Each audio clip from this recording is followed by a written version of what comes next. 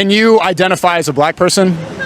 No, Why? because I'm not black. I'm not a woman, but I can identify as a woman according to you. If you transition, maybe. If you believe you're black, why aren't you black?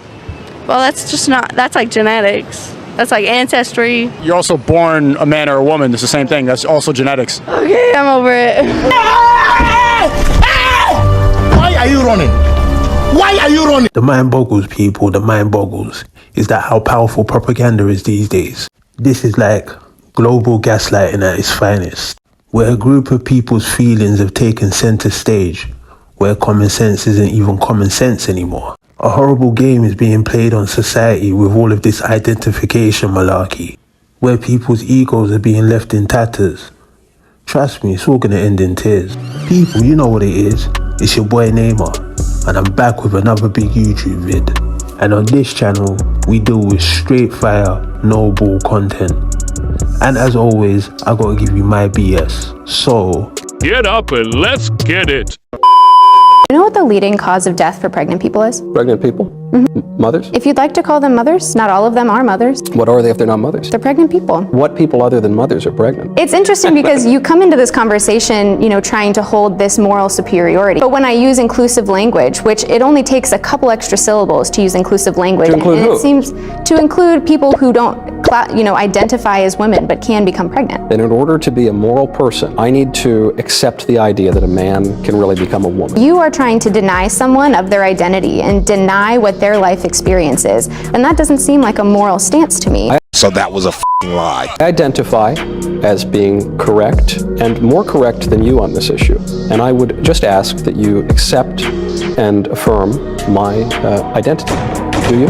You are not a medical professional, and abortion and pregnancy No, I'm is just a worried about my medical identity. concern. That's not your identity. I promise you, that's my identity. yeah, nice try. Nobody's trying to deny your life experience, but rather you're trying to steal my reality away. Now you're not gonna try and guilt trip me into lying to myself and the world around me just because you've decided to lie to yourself and the world around you. Now that's emotional abuse. Can we class that under emotional abuse? You're abusing me. Funny thing is, when you turn the tables around like this guy, all of a sudden they start to notice the illogic and flaws in their own argument. Hi, Matt. I'm transgender. I'm born and raised here in New Mexico. I have a graduate degree in information technology, marketing, business, and finance. I own my own home. I pay taxes. I Oh my God, who the hell cares? have a six-figure job. I'm a respected professional in Albuquerque. I'm a mother.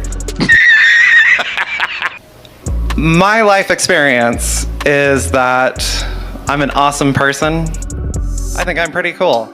Oh my God, who the hell cares? My question leading up to this: look around you. You will see boring people everywhere. you've asserted that no one would ever see me as a woman, and yet I have dozens of friends from diverse backgrounds. Women from the reservation, a woman from Japan, several immigrant women. Oh my God, who the hell cares? My long-term friends who are actually here with me. All of these people assure me, like, I'm a woman. They'll tell me, girl, like, there is no way you are a man. So the question, Okay. how can you assert that nobody would ever see me as a woman when my material experience tells me you're wrong? You brought this up. You've put your identity on the table for conversation, and so I'm going to say you wouldn't fool me at all. The fact that you have people in your life who are saying to you, "Oh, you're totally a woman," that's exactly what I'm talking about. No one in my life has ever once said to me, "You're totally a man, Matt." If a friend of mine called me on the phone and said, "Listen, Matt, I want you to know, you're really a man," I would think that there was something wrong with him. I would say, why are you saying that at all? It doesn't make any sense. Stop it. Get some help. Do you identify as black? No, it's a serious question because you might not identify. Can you please put the mic? Thank you. What? Okay. When I walked into the room, I am not done with my question. Who the fuck you think you're talking to? Oh, hey, young lady. I'm just asking you to listen to me. And I'm about to answer your first question. Yeah, I'm black. I think there are racial inequalities in America, and how do you feel about Trump increasing both economic inequality and discrimination for people of color and LGBTQ people? Can you talk about that? Well, the subject was about, national security and foreign policy. You're honestly an idiot. I don't know what's wrong with you. You're literally comparing yourself to a god, whereas you're far from it. But it's murder, right? No. Taking someone's life is murder, wouldn't you agree? You think cows, pigs, chickens are an object. They're not someone. I never said they were an object. They were an animal. I never said they were someone. You said they're not someone, they're something. Can I repeat? They all have a brain, they're all people. Yeah, they're not people though. Yeah, they are. Shut the up. You know what the irony is? The same type of people that are protesting for animal rights are the same types of people protesting for right to abort. Trust me, the mind boggles. I'm so tired of paying $150 for a first date and then you just ghost me. And the next week I'm hurting for cash. I'm I could have really used that $150. Why did I have to? Also, the trade-off of going on a date and as the man being oh, this sucks, I have to pay, or as the woman being oh, this sucks, I might get murdered, is a pretty big. I'm very honored to be able to receive this amazing award from the depths of my soul. Male and female matters. God gives you one of those identities, you take on that role. And now you're responsible for not or for fulfilling that role. There's a masculine crisis because men are not taking responsibilities for the God-given roles that they have in society. Are you dead? And so when you take away the need to say God made you this or God made you this, now you don't have to take responsibility for not fulfilling what you were called to do. When you do that, you also take away other things that somebody else may do. If I have a woman or a partner that wants to take on certain roles and I say, hey, those are my roles that God gave me in society, now I'm suppressing that person. What?